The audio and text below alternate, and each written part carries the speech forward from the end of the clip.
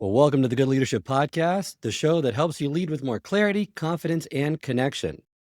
My name is Charles Good, and today's guest is someone who understands the psychology of influence at the deepest level, not through theory, but through years of fieldwork, science, and human observation.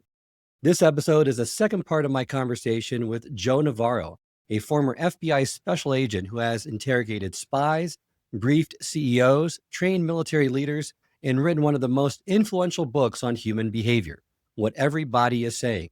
He's a master at decoding those subtle cues that tell us when someone is anxious, confident, deceptive, or dialed in. And now he's bringing those insights to the leadership world. So, in this part of my conversation, we go beyond the basics and explore how nonverbal intelligence builds trust, reveals authenticity, and creates psychological safety. You will learn how to spot signals that others miss and how to send signals that align with your best leadership self. So, whether you're walking into boardrooms or building trust one on one, this episode will give you an edge that great leaders use to connect without even saying a word.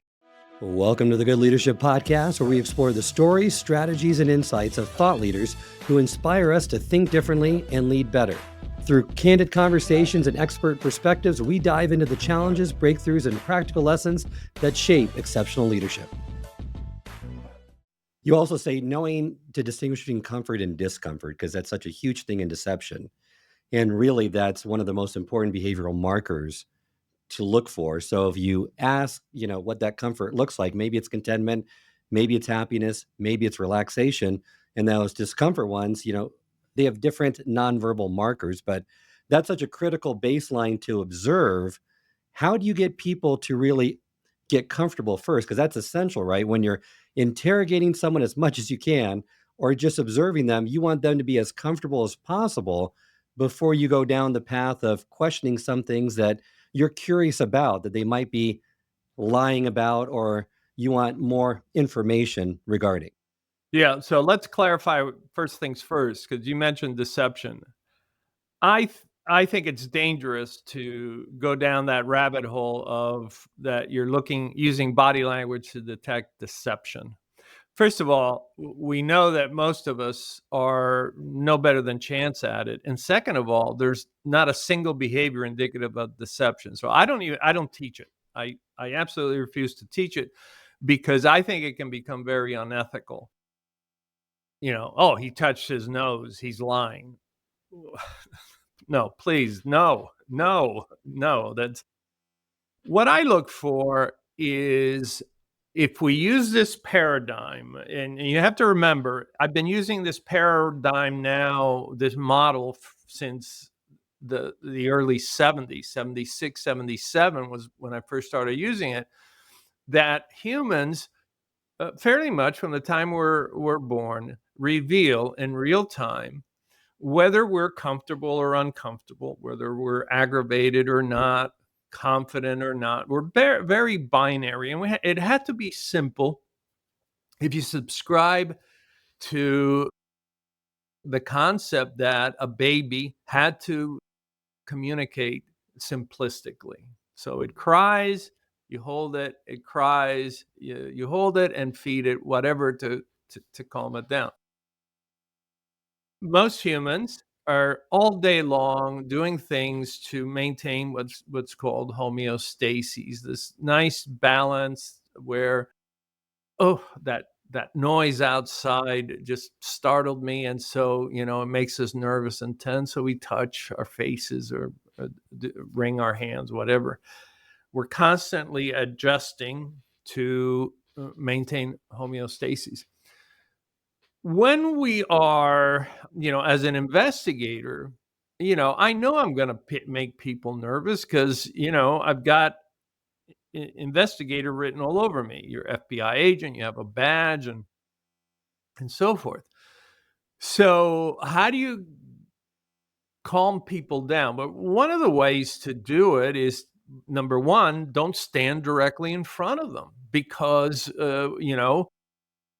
primates use aggression by standing in front of each other. So we distance ourselves, we stand at angles or side by side. And I have to say, in most of the espionage cases that I worked, I always tried to sit at an angle to the suspect or right next to the suspect, which used to drive other agents crazy. But I said, my argument was why I don't want to see signs of stress just from me being in front of him. I want to see signs of psychological discomfort from the questions that I ask. And so if I ask a question, and so, I spend time talking with a calm voice, not making a lot of people are surprised at how little eye contact I would make with the suspects because eye contact it increases the blood pressure. So to calm things down, I would go in the other direction. So there's any number of things, and if you're really interested in how to conduct a good interview, in the book 3 Minutes to Doomsday, there's about 11 pages of how to do a good counterintelligence interview. But then, well, what do I look for? I ask questions that are to be expected. Where did you grow up? Where did you go to high school? How many people were in your graduating class? How much money do you get paid in your job or when you were in the military? Now I'm seeing the reactions to fairly benign questions. But then I will drop something on them, such as, did you ever take any classified documents home? And I look for their reaction. Now, some people may find it offensive that I would ask such a question because, I'm a God fearing, law abiding, whatever, and I would never violate, right? So I may see displays of that. So then I would ask other questions to begin to see, okay, what is it here that causes these possible negative reactions? And in the book, what everybody is saying, you probably remember when I was in Yuma, Arizona, and there was the woman who was hiding her son. And so when I asked her, have you seen your son? And she said, no, I have not. And I said, is it possible that he's hiding in the house? And she immediately put her hand on her suprasternal notch, and she said, well, that's just not possible. And I thought, well, that's weird. Why would you cover the most sensitive area of the neck? And so, I talked about other things, and 3 times she did that, and eventually, her son was in fact hiding in the house. So I looked for the behavior. I looked to ask questions that are usually benign, and then I will escalate and ask questions that may be of lead or investigative value. And then I say, how do they react to it? And if there's psychological discomfort, I don't assume that they're lying because I don't know the truth unless I actually know the truth. I then pursue that as, for instance, with Roderick Ramsey, who was an American soldier, but he was spying for the Hungarian intelligence service. When I mentioned the name of one of his collaborators, his cigarette shook. Well, there's no reason for that cigarette to shake. The name of another individual should have no more meaning than, do you drink milk? But the fact that it was somebody that he had nefariously conspired with caused him to become very nervous. And so that began my further inquiries, which then led to a 10-year investigation. So that's how basically you proceed. I love that. And with leaders too, without saying a word, they can use certain body language to signal psychological safety and presence. I mean, they can indicate emotional tone.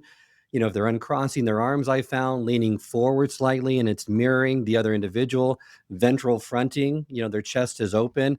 All of these signals I found really increase approachability and attentiveness, saying that I'm not a threat, I'm fully present. So for interviews, for meetings, a head tilt I've seen, kind of shows more empathy or at least they're actively listening. And all of these help, right, to create that psychological safety to encourage others to speak up honestly and openly, because a lot of leaders have this struggle as well. Yeah. You may find yourself the head of a company because you've quickly become successful, but nobody's taught you, well, what's a leader? What are the traits of a leader? Well, in fact, a good leader, if he wants everybody's attention, lowers his voice. That leaders have smooth gestures, right? So they're not frantic, but they have broader gestures. Like you said, the head tilt, which conveys that you're paying attention because we only expose our necks when we're very comfortable around each other. Even when you're standing and talking to someone in the hallway, you may not even think about it, but what communicates to other people that work for you that they're welcome to join you is not that you turn at the hip and say hi. It's the fact that your feet orient towards them, which is the final and definitive signal that says you may join us. So if you see two people talking to each other and their feet are facing each other, even though they turn to you and wave, it's not until their feet orient that you're truly welcome. And so for a leader who's trying to be welcoming to everybody, or come, this is a good story, come here. It's not so much the smile, but it's also the feet. And then of course, in negotiations, which is so much of that is about the nonverbals that we've talked about, but also, how do you de-escalate? So one of the easiest ways, because in any organization you're going to have emotions get out of control, is how do you de-escalate? So we know that by creating distance, standing at angles, lowering the voice, not making as much intense eye contact, that inevitably that helps to calm things down. So a lot of people find themselves all of a sudden in a leadership position, but nobody's ever taught them, well, what do I do with my hands and my head? And there's a few things you can put to use. And it's not about giving some sort of verbal edict. It's oftentimes more powerful to just come in and say, okay, boys, put the chairs down, knock it off. Well, now let's focus on the arms and hands, because those can be some of the most expressive tools in our nonverbal arsenal, and they signal everything from curiosity to confidence to confrontation. What do gestures like arms akimbo, hand steepling, and palms up tell us about someone's confidence or status? Yeah, well, arms akimbo, arms elbows out, thumbs on the waist. That makes us look larger, and there's a couple of theories behind that. As my friend Dr. Desmond Morris talked about in The Naked Ape, when our species lost all its hair, we had to find ways to, when you see apes, their hair stand up and makes them look larger. We had to find other ways. And one of those ways is to go with arms akimbo. You see a lot of law enforcement officers when they're standing around talking to each other. Military personnel will also do the same thing. It makes us look larger and more powerful. But, if you go to, I watch sometimes high school students running as they're waiting for everybody to get up, get on the running blocks. They all have their arms akimbo, which also can mean that I'm ready to go and so forth. And that contrasts with people that maybe are nervous or timid, and you see their hands more in front of their stomach, or in front of, literally in front of the genital, his genitals. Here's something interesting: you never see people get on an elevator with arms akimbo, but you see people get in an elevator and immediately they're looking at the numbers and covering their genitalia, and you just wonder what are you worried about? I don't think anybody's gonna take anything, but you see this so often. So where we're at spatially may determine how we use our hands, and of course, the open gestures that are emblematic of welcoming babies at a very young age. When they want to be held, they instinctively know to reach out. One of the things that I've done over the years is to do comparative analysis of behaviors around the world, and so much of it is identical. If you go to the Trobriand Islands in the Pacific, or you go to Timbuktu in Africa, that baby will reach out to the mother in the same way, and many behaviors, for instance, when the stock market is doing poorly, you'll see traders go, "Oh no, the closing bell, the market is really doing very bad." Well, here's what's interesting. In 1974, I was watching children who were born blind, and I found it interesting that when they hear things that they don't like, so it's again negative, they cover their eyes and they've never seen.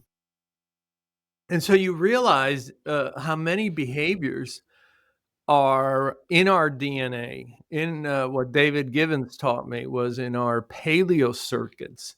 And so even children who have never seen these behaviors will also perform them. So we know that in that way they're universal. That's good to know that regardless of culture, there's some universal body language traits that are just part of our DNA, part of our structure. Getting back to kind of some of those, the other two, I've seen a lot of those hand steepling, where Yeah. that's a strong indicator of confidence and self assuredness of leaders. And then palms up, to me, they kind of signal more openness and honesty, or even a request for acceptance, right? So it's good things for leaders to be aware of that they may not be noticing or really even realizing they're doing. Yeah, well, Angela Merkel of Germany, the used to steeple all the time, and the problem with that is it begins to lose its meaning. Elon Musk steeples quite often, so there are certain times when you want to do certain gestures because they can potentiate a message. If you do it all the time, it loses its meaning. The palm up gestures, the sort of like you're holding a globe type of thing, is universally very welcoming and very useful behavior. And when I coach, and I coach privately a lot of executives, and I ask them, well, what do you want to use this for? And often they say, well, we for negotiations, okay, so we're going to work on certain things with that. Sometimes because they have to deal with the media. Okay, so how are you going to talk to the media? And sometimes they say, well, I do a lot of virtual calls. Well, you're in a limited space, and so your gestures have to be smaller, and they have to be elevated, because it doesn't help that I'm steepling, but if you don't see it, it doesn't matter. So it really depends on what you plan to use it for. And then, say, okay, do you want to look like a politician, right? So a lot of politicians will use that thumb up, this display, where, I mean, I think the first time I saw it was Gerald Ford back in the 70s, and then Clinton used it, and everybody used it. And I said, well, you want to use something different. So let's work on different behaviors that demonstrate that you've thought about something, or that it has quality or value, and things like that. Or, you're going to be with attorneys after a trial or during a trial. The media sticks a microphone in your face and says, well, what about this, and what about that, and how do you want to come across? So a lot of times the gestures we use, the manner of communication, is really dependent on the location and the medium. And of course, now with virtual, I'll give you an example. The worst thing you can do in a virtual environment is hold still. It's absolutely the worst thing you can do because of the research that was done in the late 70s and 80s with what's called still face experiments. And still face experiments show us that the human brain perceives a still face as something that is not trustworthy and perhaps even dangerous. And so you think, well, there's 5 people on this call. I'll just sit there like this. And that's absolutely the worst thing you can do. And I, before I looked at that research, that was something that I thought should be, well, that's proper. I'll just sit there quietly. Turns out it's not a good thing to do.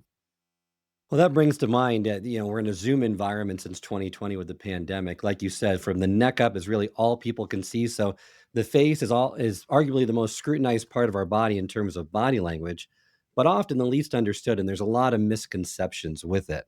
So what are some of the things that you've noticed that would really help leaders on these calls to project the right presence as a leader with their body language? Yeah, the first thing I say to them is, you may have to wear makeup because the lights that are in your room and they're making your face too shiny. You may want to consider that. The other thing is, how are you coming across? Are you coming across as aggressive, which some people, in a virtual environment, because they're sitting so close or they're constantly leaning in or constantly gesturing towards the camera. So, it's you have to self-evaluate and say, well, how do I look on this? If the ideal is, if you go back for the last 70 years, you had Walter Cronkite or some newscaster in the middle of the screen, well lit with makeup, a studio quality microphone, and their faces were never more than a fourth of the screen.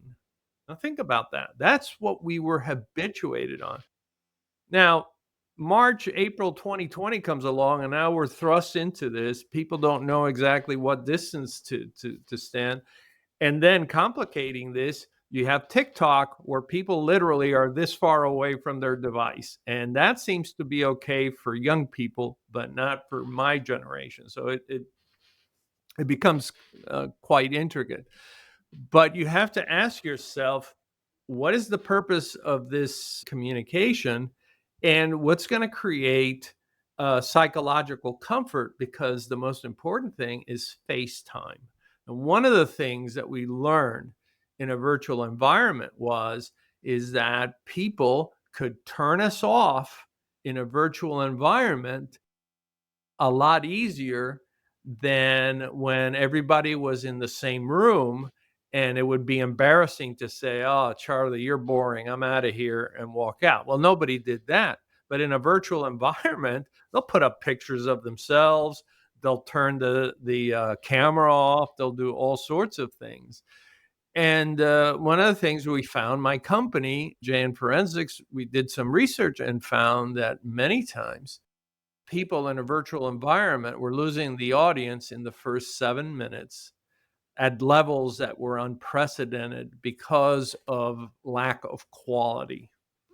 So the quality of the camera, right? So if you and I are probably using 4K cameras, but the cameras that often come with a device, the microphones, which make your voice actually go higher rather than lower, lighting, all those things affected how much time people were willing to devote. For organizations coming out with new products, especially in the financial sector, it was horrible. It was horrible because they were losing the key audience that they needed. So, it was an educational process. Get rid of that camera, get yourself a nicer camera, get yourself a studio quality microphone, get some ring lights, and up the production quality. Good insights. I also get this question a lot from a lot of new and emerging leaders. I have 60 seconds to make a great first impression, Charles. What's the single most important nonverbal message, or what should I focus on nonverbally to make sure that I'm making the right first impression? The answer that I always give is, well, the first thing you do is you go to the bathroom before you start that presentation and you look at what you look like. Because if you've got dried spittle in the corner of your mouth, if you've got nose hairs, I mean, I've seen everything. It's like, what are the distractors that are going to take away from the message? The other thing I say is never be in a situation where you haven't rehearsed what you're going to say. That's one thing I learned in the bureau. Every interview was rehearsed over and over again. And even if you're going to do what, most people call an elevator pitch, where you have 30 seconds or 20 seconds, rehearse it so that you don't hear yourself for the first time when it's the actual game. Learn to hear your own voice and say, "Hi, I'm Joe Navarro. You may have seen me earlier. I've got a great product. I'd like to introduce you to it. Here's my card. I'd love to come in. I promise I won't take more than 7 minutes of your time." Never say 5 minutes. Never say 10 minutes. Give them a number that is fixed, but it's different, which will go to a different part of the brain and say, I'd love to share that with you.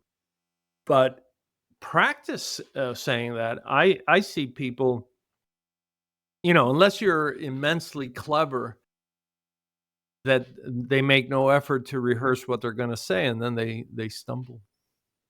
So, this is kind of a little off topic, but if the world suddenly lost the ability to speak, but nonverbal communication remained, what's the one behavior you would want, especially leaders, to master first? Reaching out to others and putting your arm around them, because when everything else turns bad, what we seek is that comfort. And actually, there's been many studies where we looked at what happened to those Romanian children in the 70s and 80s that went untouched. They wanted to rear them scientifically. Those children grew up messed up because they didn't have the human touch. And under the conditions that you've described, something similar to that happened in Panama, where a group of children grew up without language and they developed their own. And remember that we humans evolved to impress each other from the time we're born, first with touch, which is our first language, and continues to be part of our language the rest of our lives. You probably remember during COVID how many pictures we saw of couples and children and parents hugging each other through plastic. Why were we doing that? Because it is essential for survival. So I would say, if everything else breaks down, just reaching out, helping hand. Well, and you've trained so many, I mean, you've trained FBI agents, executives, and everyday people. Love for you to kind of provide an example of what's the most powerful transformation you've seen in someone who's really truly learned to observe others well. Everything from a not elderly woman, but certainly late 50s, early 60s, who, while small of stature, wanted to be trained on how to be a little bit, people were literally just pushing her aside because she's very small. She doesn't weigh a lot, and she's elderly. And I remember looking at it or thinking about that challenge, and I'd say, okay, I'm not going to give you 10 behaviors. I just want you to do one. And as it turns out, it was that anytime she was confronted with something where she felt like they weren't treating her as an equal, I said, I want you to stand with your arms akimbo and look them straight in the face. And she told me that it started with, she lives in New York, the maintenance guy in her building.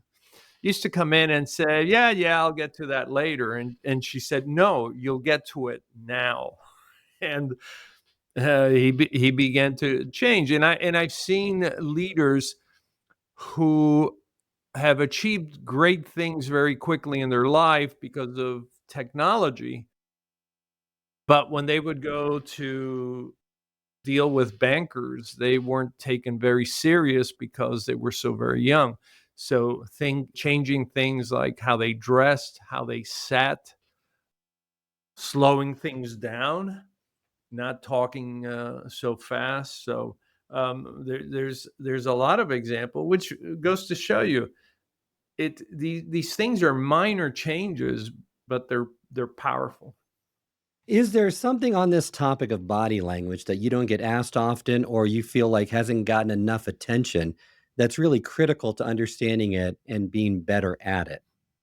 The one area that I wish people would focus on is that you can start your children at a very early age to focus on body language. And I did a very informal experiment the other day, which I've repeated many times, but I was with a client and his children, who are 5 and 6, came and wanted to say hi and so forth. And I said, do you mind if I do an experiment with them? And I had my slide presentation up and I put on one of the faces and I said, when you see that, how does it make you feel? And the children, remarkably, so the little boy said, well, I'd like it, but I'm not sure I trust him. And you begin to, and okay, and you, and I said, no, it's all right. And I said, okay, let's look at this photograph. And when they begin to look at it and you say, well, what is it that you're noticing? You can sharpen the focus of a child so that they pick up on these things even faster. We did this, I think we did a total of 10 photographs. The children were totally mesmerized. In fact, the father said, this is really helpful. But what it shows you is that it's never too early to begin to that and say, well, how do we show kindness? How do we show empathy? How do we show that we care? Right? So, care is how fast we act for the benefit of others. Well, you can teach children about the speed of reaction, which demonstrates just how much you care, versus indifference. Oh, he fell. You turn away. That's indifference. Running towards that child and helping him up demonstrates how much you care. So, why not begin to teach children this at a very early age and begin to turn them into good observers? Great insight. Well, as we wrap up, is there anything that you would want leaders to do if there was, a powerful nonverbal insight you want them to learn first? Well, what I would say is that as a leader, you're always being observed. And don't tell yourself that you're not. And if you come in and don't say good morning to everybody and you treat some of your employees differently than others, everybody will notice. The great leaders, whether in my lifetime or in other lifetimes, always make an effort to greet every employee, spend some time with them, to be accessible. You don't have to be buddy buddy with them, but if these are people you're seeing every day, you should make an effort, because nothing spoils the sentiments of the people you work with, like when you ignore employees. You're not approachable, you're not empathetic, and it doesn't take much effort. When I visit a building, I make friends with security, I make friends with the receptionists, the secretaries, the assistants, and that takes no effort. And yet I see people working in an organization and they like, well, I've never said hi to the security guy. You work in the same building. Why would you not do that? When oftentimes these are the people that can. I'll never forget an executive I was coaching, and he said, I always talk to the guy at the loading dock. And I go, why? He says, because my executives can't tell me how deliveries are going. They can't tell me when the cops are giving tickets for double parking in New York and it affects deliveries, but the guys in the loading dock can. And they'll tell you what's holding things up. So I say get out there, talk to the troops, make yourself accessible, and you will have a much better organization. Wonderful. Well, thank you so much for a great conversation today, Joe. You've helped us see that leadership isn't just about what we say, but how we show up, observe, and connect at the most human level. And thank you for sharing all this wisdom with us. Remind our listeners how they can get in contact with you, learn more about your work, and buy your great books. Well, thanks. Well, I'm fortunate enough to where I've had enough exposure that you can just look me up, Joe Navarro on the internet, or specifically joenavarro.net, and it'll take you right to my website and everything that is available. Wonderful. Well, for listeners who want to go deeper, make sure to check out Joe's books, especially What Everybody is Saying, and follow his work online. Until next time, keep your eyes open, your posture grounded, and your presence felt. Thank you. I hope this episode has provided you with valuable insights. If it has, I ask you to share it with someone who would also benefit from it. If you've been enjoying and gaining knowledge from this podcast, then subscribe to our YouTube channel, where you can find all the previous episodes of the podcast and additional learning resources. You can also subscribe to the podcast on Apple or Spotify and leave up to a 5-star review.